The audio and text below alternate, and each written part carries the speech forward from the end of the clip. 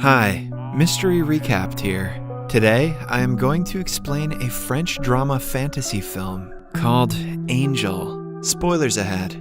Watch out and take care.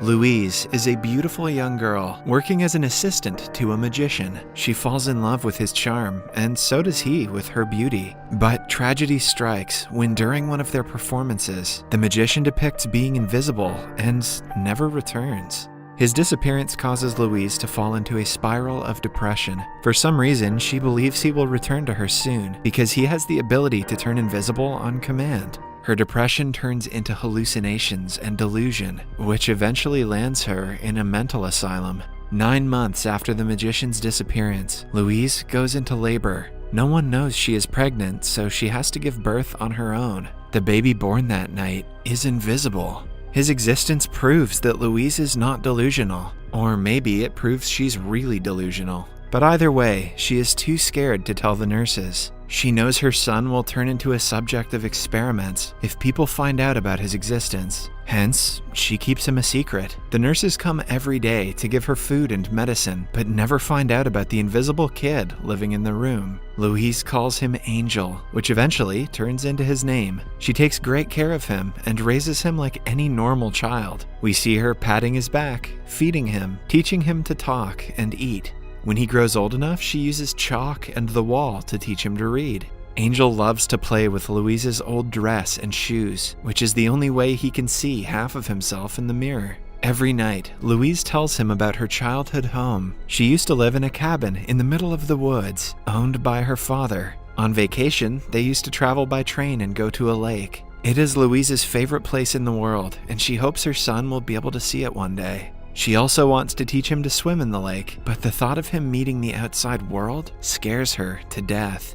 On his birthdays, Louise lights up rolled pages and puts them on top of 2 slices of bread to mimic a cake. Angel doesn't know any better, hence he never complains. As the years pass, Angel grows up to be a smart 10-year-old, but doesn't come to terms with his invisibility. With growing age, his curiosity grows as well. One evening, he gets on top of a chair and looks outside the window. For the first time in his life, he sees another human his age. A little girl is with her parents outside her home. She trips on the stairs and is helped by her mother. Angel returns to his mother in bed and tells her about the girl. Louise is terrified that her son is growing curious about the outside world. She tells him he is different from the rest of the world, which the normal people don't like. Hence, he has to be careful to never be noticed by anyone.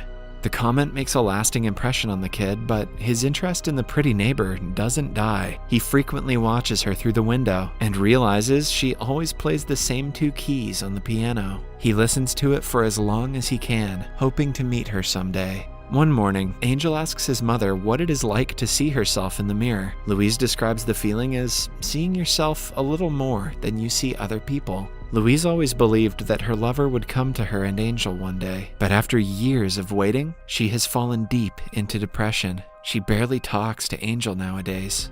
When she pulls away from him, he feels lonely and spends days drawing on the wall. One day, the pretty girl looks directly at him from the garden in front of her house. Angel feels nervous and runs to tell his mother, who turns away without saying a word. Later, Louise is brought outside her room by the nurses. Angel takes the opportunity to run outside without being noticed. He walks on the grass, away from the cold marbled floor, for the first time in his life. A few minutes later, he ends up in front of the pretty girl, who is playing on a swing. She feels his presence and asks him to come closer. A stunned Angel asks if she can see him and finds out she is blind. Her sense of smell and touch is heightened, which is why she can feel his presence nearby. Angel, who has never seen himself before, feels like he exists for the first time. The girl introduces herself as Madeline and touches his hand. They talk for a minute before Angel gets nervous. Madeline makes him promise that he will come again before he runs away. She has no friends because of her disability, so talking to someone her own age is as delightful for her as it is for Angel. He returns to the room with the nurses and lays beside his mother. By now, Louise has stopped smiling altogether. Angel tells her he has a girlfriend, but she shows no reaction. He goes to meet Madeline again as soon as he can. She touches his face and can see him clearly in her imagination. Angel also tells her that he watches her from the window and loves to hear her play the piano. Madeline laughs because she only uses 2 keys and has never played a melody. The two play hide and seek for hours, even though one of them is invisible and the other is blind. Soon, the two become inseparable, and Angel starts spending most of his days with her. One day, they take a step forward and kiss. Madeline can perfectly guess what part of her body Angel is looking at because she can feel his gaze. "I may not be able to see out of them, but my eyes are up here, buddy." Angel couldn't be happier in life, but that doesn't last long. Madeline reveals that she is about to get eye surgery the next week, after which she will be able to see. She is the most excited about finally getting to see Angel, but he doesn't feel the same way. They spend the next week together before she waves at him from her house and leaves. That night, Louise speaks for the first time in months and invites Angel to sleep by her side. She also asks him to go to the cabin in the woods if something ever happens to her. When Angel wakes up in the morning, she has already passed away. The news is too much for the kid to take. He watches his mother's body for hours before the nurses come and take her away. They also remove all of her belongings and the writing from the wall. The room is the only thing Angel ever knew apart from Madeline. It is gone, and Madeline will hate him when she finds out the truth. So, without anything in his possession, he boards a train and goes to the lake his mother always talked about. He imagines Madeline coming out of the water, which only makes him sadder. Then, he boards another train to the cabin in the woods. He breaks in and looks around before sleeping on the sofa and declaring it his house. Weeks turn into months, and months into years. Angel is now a grown man, evident from his raspy and manly voice. He has only talked to himself for years, but still hopes he will get to see Madeline someday. Then, finally, one day, she arrives at the cabin. Angel feels like he is in a dream and cannot stop looking at her. He stands right in front of her, but even with her recovered eyes, Madeline doesn't see him. For the next 2 days, she goes around the nearest town and asks people about him. It turns out she has been looking for him since she returned from the hospital. Madeline knew about his mother, but the asylum had no records of his existence. Hence, she did more research about Louise and found out about the cabin. That day, she also visits Louise's grave and leaves a letter for Angel. It says that she is back and asks him to come to her.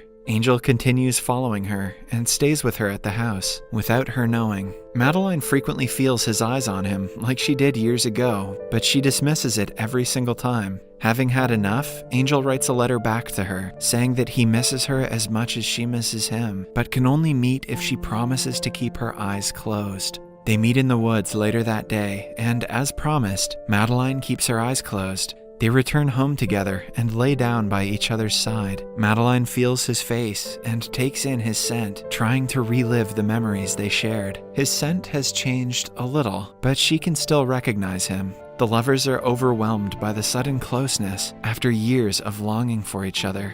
In the following scene, Madeline is blindfolded and naked with Angel on the bed. Angel asks her how she felt when she first regained her vision. Madeline describes it as a strange experience. Before, she thought the things in the room only existed when she touched them. A bouncy ball would disappear from the face of the earth when she threw it at the wall, and then it would reappear again when it touched her hands. But when she gained her vision, she realized the ball was always there. Similarly, she found out that many things in her room exist simultaneously, not just when she touches them. The profound explanation makes Angel question his existence when he is away from Madeline. For the next week, they live in paradise. Madeline continuously has a cloth over her eyes, but doesn't mind it. They talk about their childhood and their teen years, and end up falling in love for the second time. Then, Angel brings her to see the lake, which has become his favorite place over the years. Madeline takes off the blindfold and is mesmerized by the view, but the only thing she really wants to see is her boyfriend's face. Angel kisses her on the neck from behind and promises to reveal himself at night. The night comes, and he is in the bedroom with a sheet over his head. Madeline promises to love him no matter what he looks like, but when she takes the sheet off, she retreats in shock. Angel tells her the truth, which is too much for her to take. She breaks down crying, making Angel feel like the ugliest person in the world. He watches her curl up on the floor in tears till the morning. When she falls asleep on the ground, he puts a blanket over her. It wakes Madeline up from her sleep. She says she is ready to keep her eyes closed for life if it means they can be together. But Angel doesn't want that. He doesn't say anything to her face, but registers that she has to be blind to actually love him.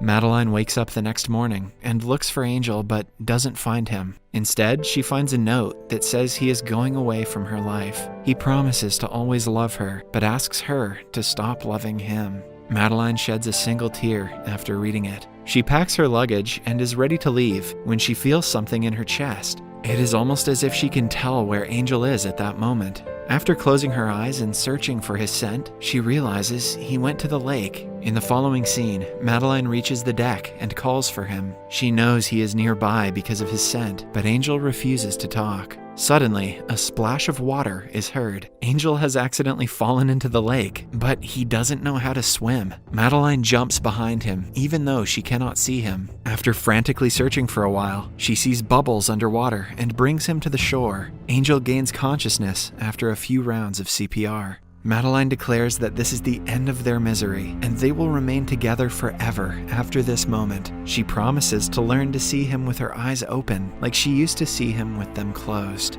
In the following montage, we see the couple living a happy life together. They play, fight, talk, and make love, like any normal couple. Sometimes, Madeline puts makeup on Angel, and they laugh at the absurd result. Eventually, she gets pregnant and gives birth to a visible baby. The couple starts their own magic show, which becomes a hit. In the last scene, we see them swimming together.